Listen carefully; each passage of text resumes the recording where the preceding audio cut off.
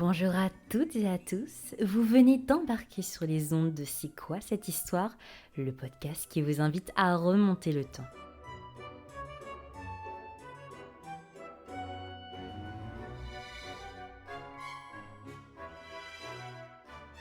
Je suis ravie de vous accueillir dans ce nouvel épisode de C'est quoi cette histoire, aux côtés de Noémie. Bonjour Noémie, comment ça va ? Ça va très bien, merci. La période estivale est un moment très attendu par un grand nombre d'entre nous, désireux de partir en vacances et de s'échapper de notre quotidien. Mais saviez-vous qu'en Rome antique, on était aussi adepte de petites escapades touristiques ? Dans ce nouvel épisode, Noémie va tout nous expliquer sur le tourisme et les voyages privés de nos chers amis les Romains. Mais avant cela, Noémie, pourrais-tu nous présenter le touriste romain dans l'Antiquité par excellence et nous révéler le contenu de sa valise ? Alors, le mot tourisme provient du verbe latin tornare, donc faire tourner, ce qui implique un voyage aller et retour, donc ce que fait tout bon touriste. En général, les touristes romains sont cultivés et ont des moyens financiers. Le tourisme est d'ailleurs possible dans l'Empire romain grâce à la Pax Romana, puisque c'est la paix qui est la condition nécessaire pour la circulation des hommes au sein de l'Empire romain. Et les voyages sont généralement de courte durée, donc quelques semaines, c'est tout relatif pour nous aujourd'hui, mais pour les destinations proches, et les grands tours, donc pour des destinations plus lointaines, peuvent durer de 1 à 2 ans. Donc ce qu'on emporte en voyage, on emporte généralement des ustensiles de cuisine, car il faut pouvoir se faire à manger sur la route. Également des affaires de toilette, des couvertures, serviettes, linge de corps, vêtements, etc. Des sandales, des chaussures, des couvre-chefs, etc. Et on dissimule son argent et ses objets de valeur dans des endroits un peu secrets. Les diplomates romains à Alexandrie en profitent généralement pour visiter le pays, par exemple. C'est le cas en 112 avant Jésus-Christ pour le sénateur Lucius Memmius, dont son voyage touristique est connu par une circulaire qu'il a envoyée aux autorités du nome Arsinoïde pour que les habitants lui préparent une réception digne de son rang d'illustre voyageur. Et les autorités locales étaient notamment incitées dans ce papyrus à lui faire visiter le labyrinthe, les crocodiles sacrés et d'autres choses de ce genre. On conserve également un papyrus découvert en Égypte qui montre le compte des dépenses engagées par un homme nommé Théophane pour un voyage de la ville d'Hermopolis, dans la province égyptienne de Thébaïde, à Antioche en Syrie, voyage qui se déroule vers l'an 320 après Jésus-Christ. Et donc son récit de voyage rappelle ce qu'on appelle aujourd'hui un blog en fait, et consiste principalement en un registre de dépenses, mais également dans les modalités de son voyage. Alors, quelles étaient les destinations touristiques préférées des Romains ? Au IIe siècle après Jésus-Christ, les touristes privilégient davantage la partie orientale du bassin méditerranéen, puisque ce qu'on appelle les villes d'art se trouvent en Égypte et dans le monde hellénique. Donc tout ce qui se trouve à l'ouest de l'Italie actuelle, donc la Gaule notamment, ne présente pas d'intérêt à leurs yeux. Il n'y a pas non plus d'intérêt véritable pour l'Afrique et l'Inde, puisque ce sont des voyages qui sont très longs et les naufrages sont fréquents. Donc au niveau des destinations préférées, si on fait un petit top 3, donc la première destination préférée par les touristes romains est la Grèce. Donc on va visiter Cnide par exemple, où on va voir l'Aphrodite de Praxitèle, ou encore Corinthe, Delphes ou Olympie en raison des fêtes et des jeux qui y ont lieu. En deuxième place, on va retrouver l'Asie mineure, donc notamment Éphèse ou encore Troie, puisque Énée, le fondateur de Rome, vient de Troie, et donc c'est l'ancêtre de Romulus et Rémus, donc c'est une sorte de pèlerinage des origines des Romains. Et en troisième position, l'Égypte, et notamment Alexandrie, la deuxième ville de l'Empire après Rome, et qui est également un véritable carrefour commercial. On y croise des gens qui proviennent des 4 coins du monde romain. On apprécie également gravir l'Etna en Sicile. C'est un peu la même idée que l'ascension du Kilimandjaro aujourd'hui. Et l'endroit le plus visité reste malgré tout la ville de Rome. Aujourd'hui, quand on se rend dans une ville ou dans une région qu'on désire découvrir, on peut se procurer un petit guide où sont répertoriés les lieux à visiter ainsi que des bonnes adresses. Est-ce qu'on a retrouvé des manuels semblables à ceux que nous connaissons de nos jours ? Alors, les touristes antiques utilisaient effectivement des semblants de guides de voyage et des cartes qu'ils emportaient avec eux. Pausanias, qui est un auteur grec du IIe siècle après Jésus-Christ, est l'auteur du Périégèse, qu'on appelle également Description de la Grèce. Et c'est en fait un récit en 10 livres qui va décrire les plus célèbres monuments du passé, qui soient architecturaux, sculpturaux, etc., notamment en Grèce, en Asie mineure et au sud de l'Italie. En réalité, il s'agit davantage d'un traité artistique et historique que d'un guide touristique, mais il est quand même conçu pour renseigner sur les rites spécifiques pratiqués dans tel ou tel lieu, pour décrire les sanctuaires, les fêtes, les traditions, etc. Donc, pour citer un petit passage consacré à l'Attique, donc extrait du chapitre 3 du livre 1 de Pausanias. Donc, Pausanias écrit « Le quartier appelé le Céramique tient son nom du héros Kéramus, qu'on dit aussi fils de Dionysos et d'Ariane. Le portique royal est le premier à droite, c'est là que siège celui des archontes annuels qui prend le titre de roi. Il y a sur le faîte de ce portique quelques figures en terre cuite. Près de ce portique sont des statues qui représentent Conon debout, Timothée son fils, etc.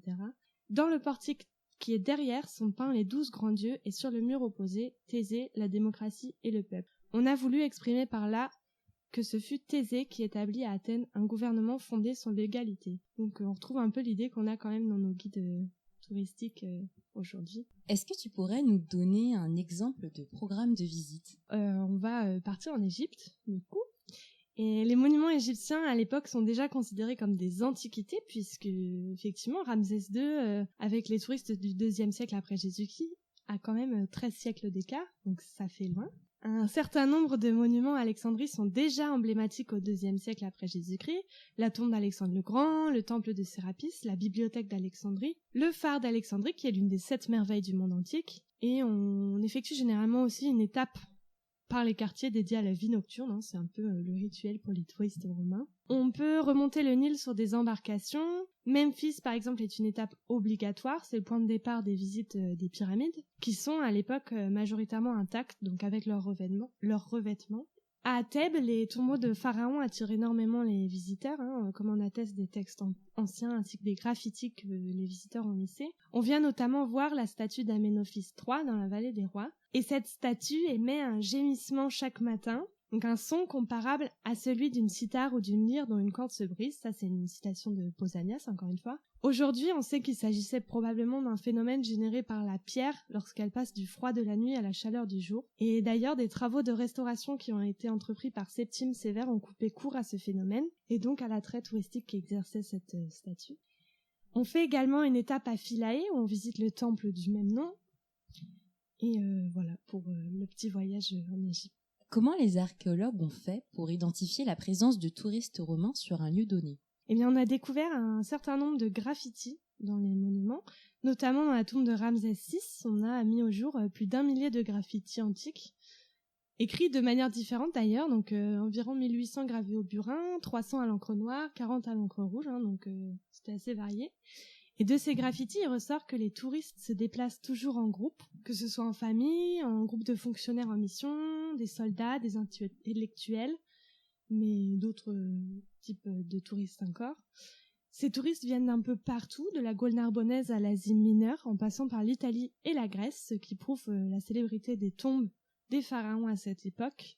Et on s'aperçoit également qu'il y a des plages assez spécifiques pour les touristes, en Égypte notamment. Donc la saison touristique, selon les graffitis datés, s'étale de novembre à avril, donc la période où il fait pas encore trop chaud en Égypte. Et donc pour des petits exemples rigolos de graffitis, on va par exemple trouver unique, donc quelqu'un qui est visiblement très bluffé, ou encore je regrette de ne pas avoir compris les inscriptions, et un petit dernier qu'on comprend pas trop mais qui est assez rigolo, ta mère sait-elle que tu es ici ? Voilà, donc ce genre de graffitis qui font pas forcément toujours sens, comme aujourd'hui finalement. C'est l'ancêtre des commentaires Instagram. Exactement. Et les visiteurs de la tombe ont souvent essayé de placer leur signature sans détruire les décorations de la tombe d'origine. Et parfois, ils l'ont même fait de façon assez artistique, si je puis dire, en inscrivant leur nom dans le centre du cercle solaire qui va symboliser un dieu, par exemple. Qui sont rigolos. Et le graffiti en soi est quand même un sujet qui dépasse le simple tourisme, mais ça, c'est un sujet qu'on pourra traiter par la suite. Avec plaisir. Alors, quand on se rend dans un lieu touristique, impossible de ne pas croiser une boutique de souvenirs.